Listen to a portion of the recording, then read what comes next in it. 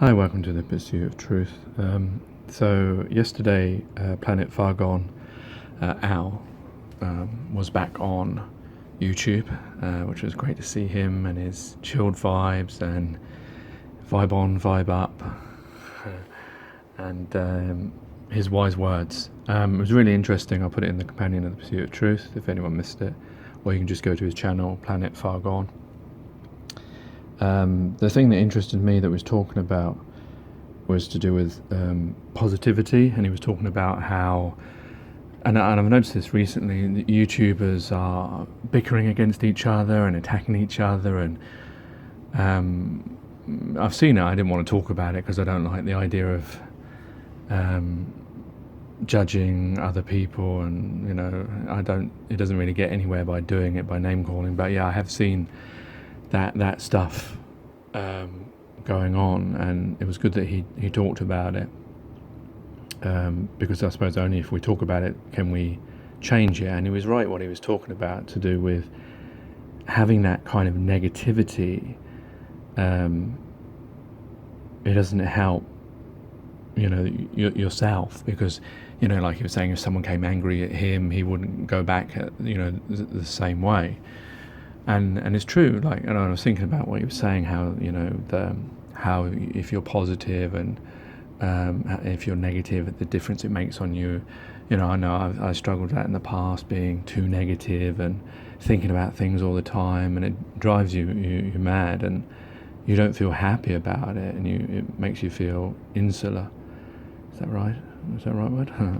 But the thing I was thinking about is, like, when this is an example of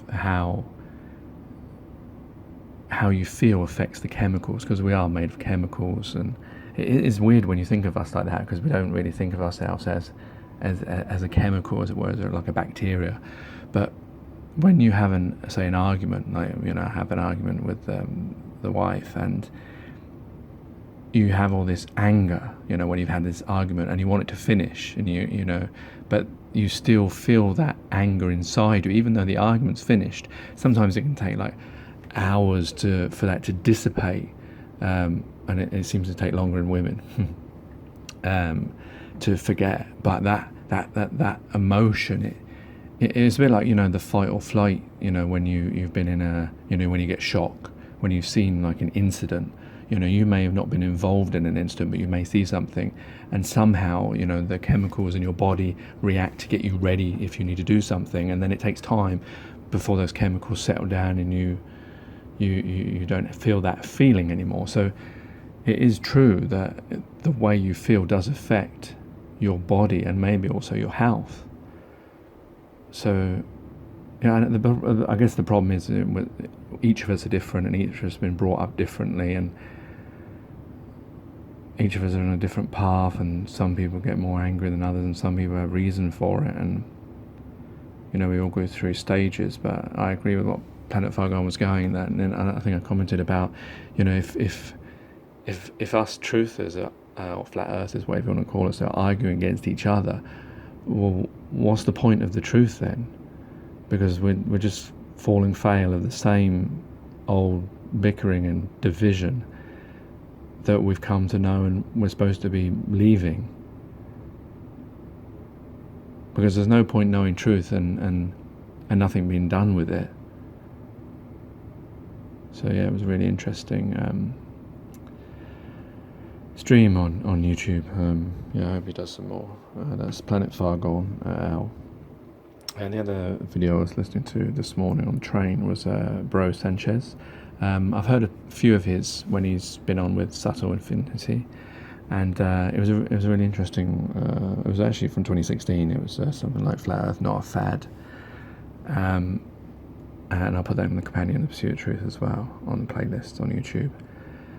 And it was really interesting. He was talking about, actually, when I was talking in the previous streams on here, I've been talking about who would you send it to. Well, this video was pretty good actually, because it covers a lot of different things, and a lot of things to do with flat earth and truth and lies and all that kind of stuff, and it's well put. It's actually a really good introductory video to the idea if you're new to flat earth or the truth movement. And one of the things he was talking about that made me I thought, oh, that's actually a really clever point that he made. That was about satellites and planets and stuff like that. That if these things were real, why is there so much CGI of it? If you Google satellites or if you Google planets, you'll get to find, if you try to find an actual photograph which hasn't been tampered of planets, it's quite difficult. Of satellites, you might find a few, but I expect the most you'll find are probably the ones that crash with the balloons on them. So yeah, it's a true point, really.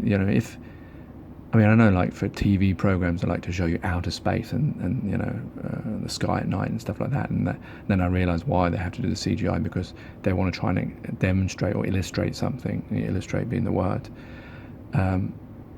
But yeah, that often used to get my back up because I was interested in space before, and I used to watch Sky at Night and stuff like that, and I used to wonder, like, but they're showing us drawings. It's not real. I want to see the real thing. And some things because it's impossible to do so, or maybe also because it never existed. But the fact is, like with satellites, well, there's no real reason why we should have so many CGI and drawings of those things. And it was just interesting when he was talking about the International Space Station, or Mir, I suppose, as well, you could say, about that. Why was there never any footage of, they filmed the Earth from down below, especially the International Space Station, but no satellites flying past, the thousands of them that there must be all around, moving everywhere. So yeah, I thought that was a really good point and a really good introductory video to the subject of not globe Earth or flat Earth, whatever you want to call it. Yeah, so there's two in the companion. You can check out Bro Sanchez and Planet Fargone. All right, take care, take it easy, God bless, and peace.